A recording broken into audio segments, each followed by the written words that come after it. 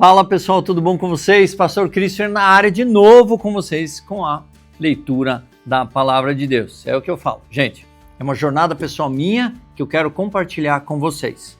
Se vocês não quiserem, vocês podem fazer a tua leitura, seja bem livre. Eu gosto de ler do começo ao fim, corrido. Eu gosto de fazer uma leitura assim assado, não tem problema. Eu gosto de ouvir tal pessoa. Ótimo.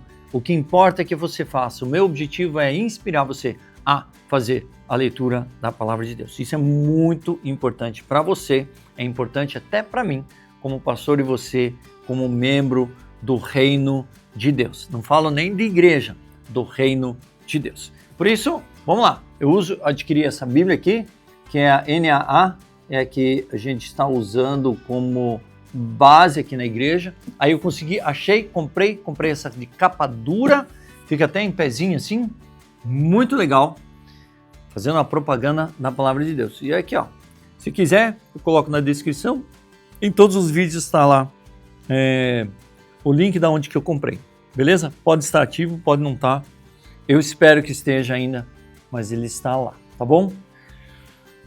Dito isso, bora para a nossa leitura de 163, quase na metade.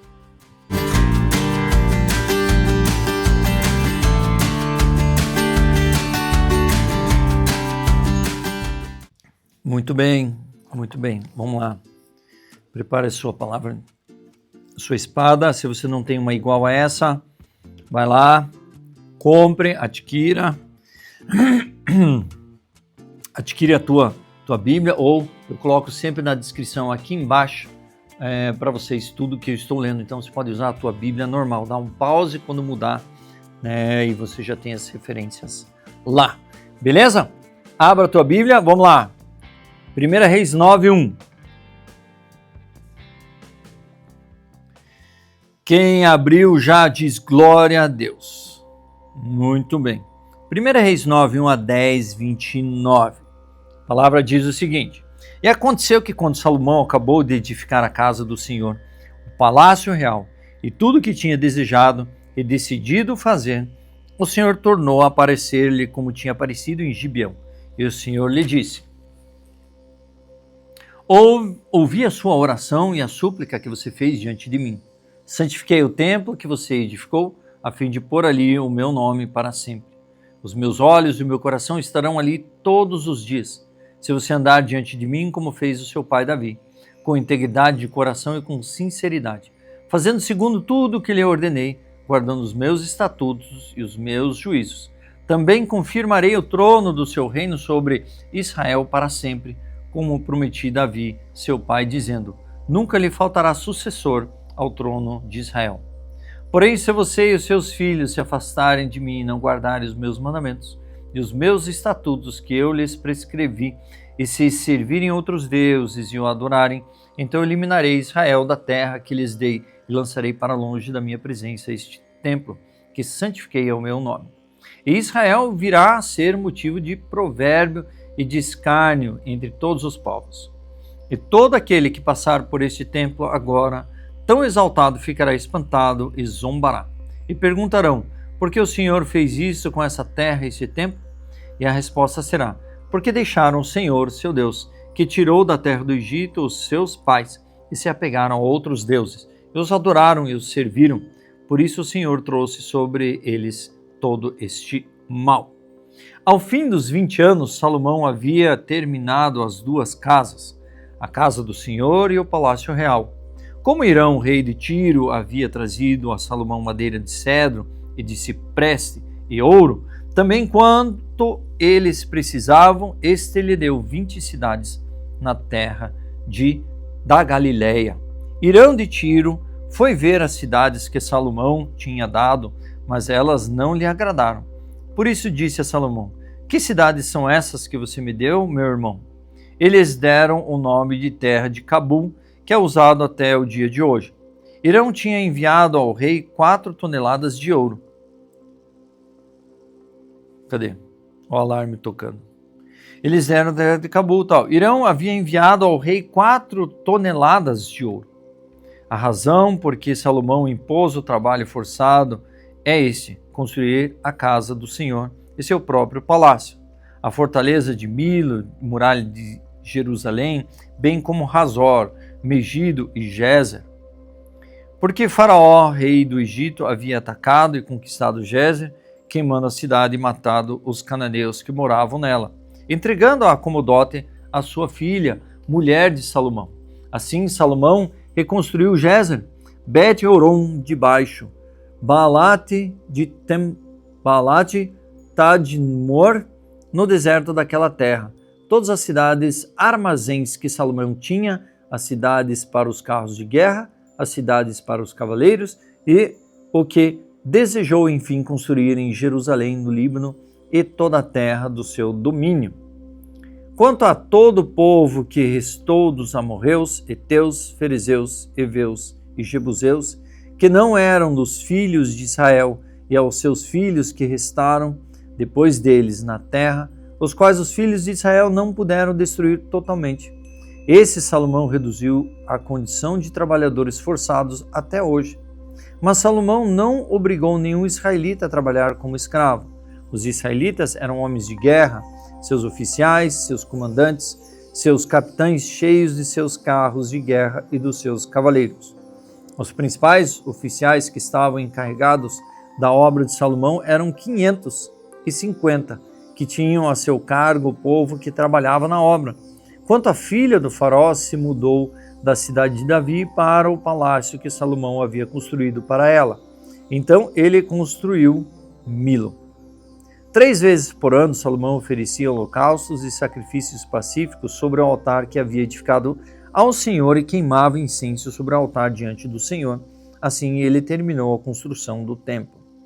O rei Salomão também construiu uma frota de navios em Ezion-Geber, que fica perto de Elat, na praia do Mar Vermelho, na terra de Edom. Irão enviou com aquela frota os seus servos marinheiros, conhecedores do mar, para acompanharem os servos de Salomão. Chegaram a Ofir e de lá trouxeram para o rei Salomão mais de 14 toneladas de ouro. Olha só, edificou cidades celeiros, armazéns, edificou cidades para os carros, preparou para os seus cavaleiros. Os povos dominados eram aqueles que trabalhavam, sendo que os israelitas eram um povo que eram oficiais, eram guerreiros, eles tinham posição de honra. E ainda Salomão também construiu o quê? Construiu navios, vários navios, para assim terem uma frota também. Então Salomão, assim, o que Deus fez através da vida de Salomão era fantástico, porque era um homem mais sábio e muitas coisas foram feitas através dele, né? E agora nós vamos ver a parte em que ele se encontra com a rainha de Sabá. Quando a rainha de Sabá ouviu falar da fama de Salomão com respeito ao nome do Senhor, veio prová-lo com perguntas difíceis. Chegou a Jerusalém com uma enorme comitiva, com camelos carregados de especiarias, grandes quantidades de ouro e pedras preciosas. Ela se apresentou diante de Salomão e lhe expôs tudo o que trazia em sua mente. Salomão respondeu todas as perguntas que ela fez e não houve nada profundo demais que o rei não pudesse explicar. Quando a rainha de Sabá viu toda a sabedoria de Salomão, o palácio que ele havia construído, a comida que era servida na mesa dele, o lugar de seus oficiais, o serviço dos seus criados e os trajes deles, seus copeiros e os holocaustos que oferecia na casa do Senhor, ficou como fora de si e disse ao rei: é verdade que ouvi na minha terra a respeito de você e a respeito da sua sabedoria.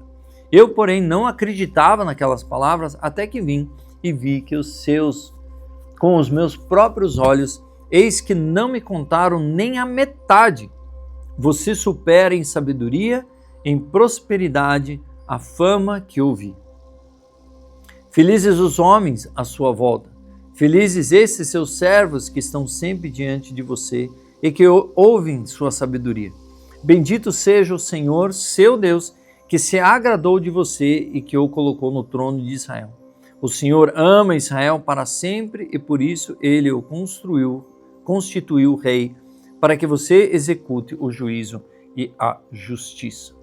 Ela entregou ao rei 4 toneladas de ouro, grandes quantidades de especiarias e pedras preciosas.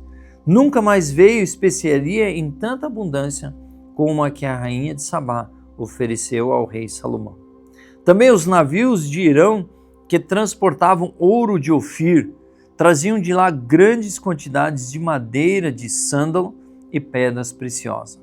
Desta madeira de sândalo o rei mandou fazer corrimões para a casa do Senhor e para o palácio real, bem como harpas e liras para os cantores.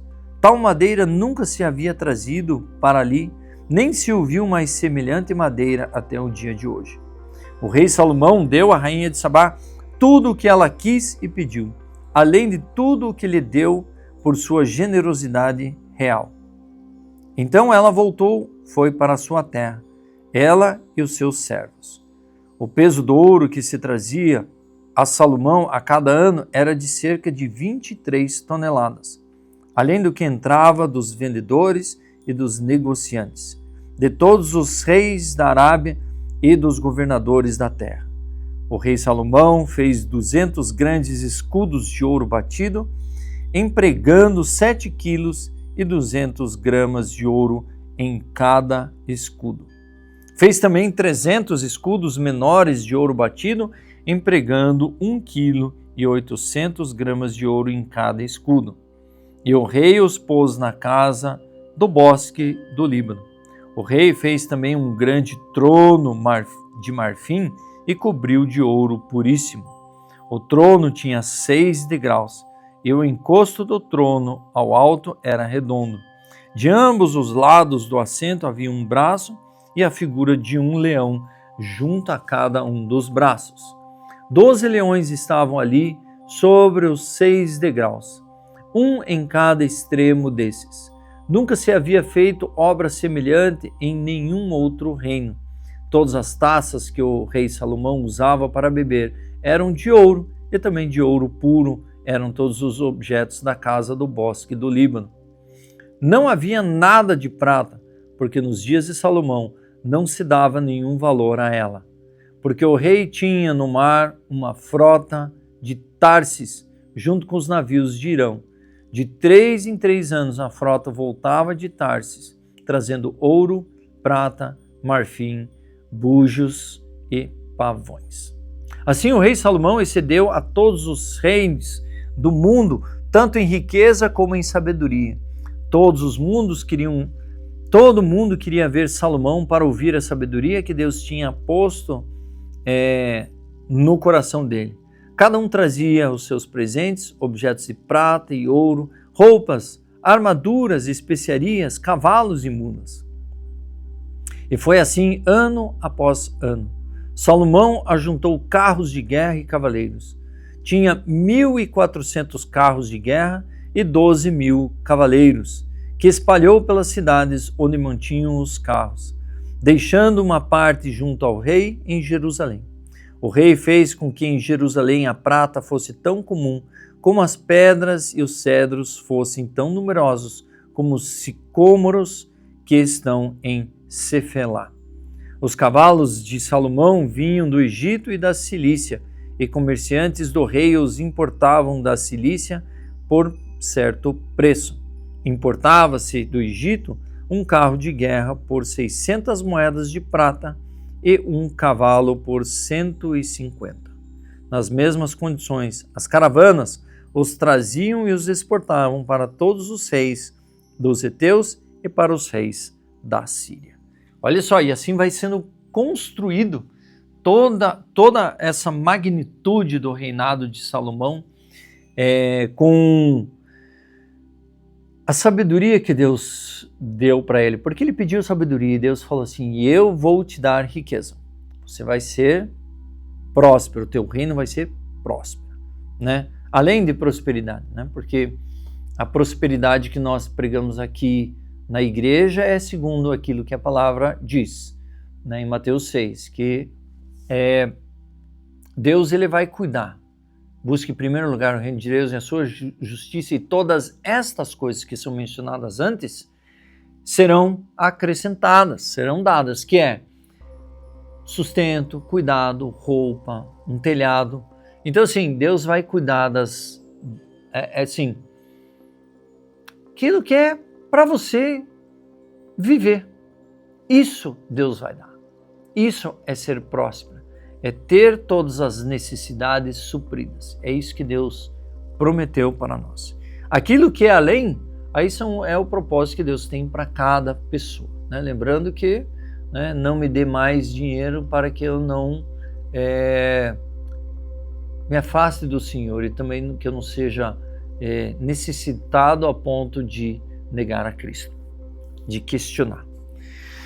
Né? Mas aqui Salomão ele tinha um propósito, e o seu reino crescia e crescia e crescia. Atos 8, 14 e 40. Quando os apóstolos que estavam em Jerusalém ouviram que o povo da Samaria tinha recebido a palavra de Deus, enviaram-lhes Pedro e João. Chegando ali, oraram por eles para que recebessem o Espírito Santo, pois o Espírito ainda não havia descido sobre nenhum deles. Tinham apenas sido batizados em nome do Senhor Jesus. Então lhes impuseram as mãos e eles receberam o Espírito Santo. Quando Simão viu que pelo fato de os apóstolos imporem as mãos era concedido o Espírito Santo, ofereceu-lhes dinheiro, olha esse Simão aí, dizendo: deem também a mim esse poder, para que as pessoas sobre a qual eu impuser as mãos recebam o Espírito Santo. Mas Pedro respondeu: que o seu dinheiro seja destruído junto com você, pois você pensou que com ele poderia adquirir o dom de Deus? Não existe porção nem parte para você nesse ministério, porque o seu coração não é reto diante de Deus. Portanto, arrependa-se deste mal e ore ao Senhor.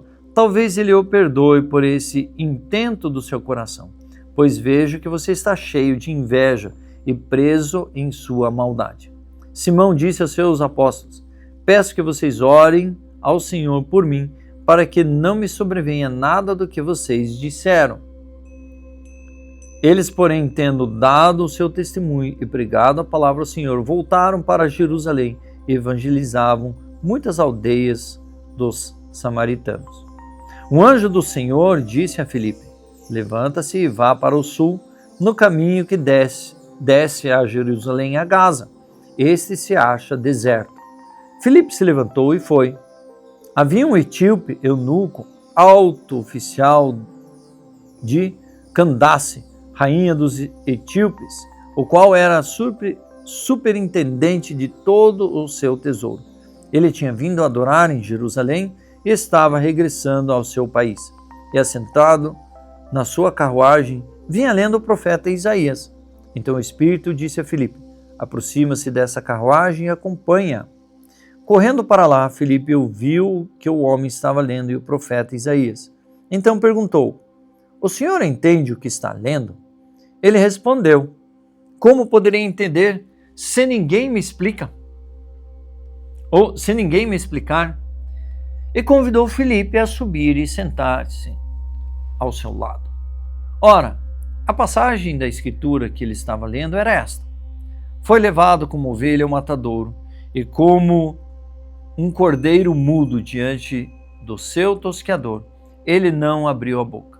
Na sua humilhação, lhe negara a justiça. Quem poderá falar de sua descendência? Porque a vida dele é tirada da terra. Então o eunuco disse a Filipe: peço que você me explique a que se refere o profeta. Fala de si mesmo ou de outra pessoa? Então Filipe explicou, e começando com essa passagem da Escritura, anunciou-lhes a mensagem de Jesus. Seguindo pelo caminho, chegaram a certo lugar onde havia água. Então o eunuco disse: eis aqui a água, o que impede que eu seja batizado? Filipe respondeu: é lícito se você crê no teu coração. Então ele disse: creio que Jesus Cristo é o Filho de Deus. Então mandou parar a carruagem, ambos desceram a água e Filipe batizou o eunuco. Quando saíram da água, o Espírito do Senhor arrebatou Filipe, e o eunuco não o viu mais. E este foi seguindo seu caminho, cheio de alegria. Mas Filipe foi visto outra vez em Azoto, e seguindo viagem, evangelizava todas as cidades até chegar a Cesareia. Imagine você recebendo uma mensagem de alguém, é batizado, levantou, oi, cadê? Mas a mensagem foi entregue e ele com alegria seguiu o seu caminho. Eu me arrepia até. Salmo 130, 1:8. Das profundezas clamo a ti, Senhor. Escuta, Senhor, a minha voz. Estejam alertas os teus ouvidos às minhas súplicas. Se tu, Senhor, observares iniquidades, quem, Senhor, poderá escapar? Mas contigo está o perdão para que seja temido. Aguardo, Senhor, a minha alma a aguarda e eu espero na sua palavra. A minha alma anseia pelo Senhor, mais do que os guardas anseiam pelo romper da manhã. Mais do que os guardas pelo romper da manhã, espere Israel no Senhor. Pois no Senhor há misericórdia. Nele temos ampla redenção. É Ele quem redime Israel e todas as suas iniquidades. Provérbios 17, 2, 3. O escravo sábio dominará sobre o filho que causa vergonha, e entre os irmãos terá parte da herança. O crisol prova a prata e o forno prova o ouro, mas o Senhor prova os corações. Os corações são provados e forjados pelo Senhor. E aí, terminamos a nossa leitura de 133. 133, é isso aí, 133. Gente, Salomão está sendo constituído e muita coisa vai acontecer ainda. Mas sabemos que o final não é tão feliz assim. Mas vamos ver o que certinho a palavra de Deus fala a esse respeito. E enquanto isso, o Evangelho do Senhor está sendo propagado no início da igreja. Atos fala isso de forma fantástica. Experiências, pessoas falando do amor de Deus através do sacrifício de Cristo, do Filho, e os sinais seguiam, coisas maravilhosas aconteciam. E as pessoas iam crendo, iam sendo batizadas e iam recebendo o Espírito Santo. E isso nos alegra muito, porque o agir dele é maravilhoso no nosso meio. Talvez não com os sinais não acontecem mais tão forte como aconteciam, porque ali era torto à direita, sinais acontecendo. E aqui, hoje em dia, já não é mais tanto assim, ou a gente não vê mais tanto. Porque também existem pessoas que nem Simão, que usam de malícia para indicar sinais, indicar coisas, e se levantam falsos profetas. Por isso eu digo, nós precisamos ler a Bíblia, precisamos compreender e nos fortalecer nela, para que assim a gente não pereça, como a palavra de Deus também diz, meu povo perece por falta de conhecimento. E o conhecimento do quê? Conhecimento da palavra. Por isso, você precisa ler a palavra de Deus. Se não comigo, com alguém outro. Faça isso na tua igreja, faça na tua comunidade, faça na tua célula, no teu grupo familiar, onde for. Mas que você tenha como premissa ler a Bíblia todos os dias. Ok? Dito isso, espero que eu tenha inspirado vocês a isso. Dito isso, eu sou o pastor Christopher, assine o canal, dá um like, ative o sininho para não perder as próximas leituras e também compartilhe com os amigos essa jornada maravilhosa que nós temos da palavra de Deus. Ok? Deus abençoe, aguardo você para a leitura de amanhã.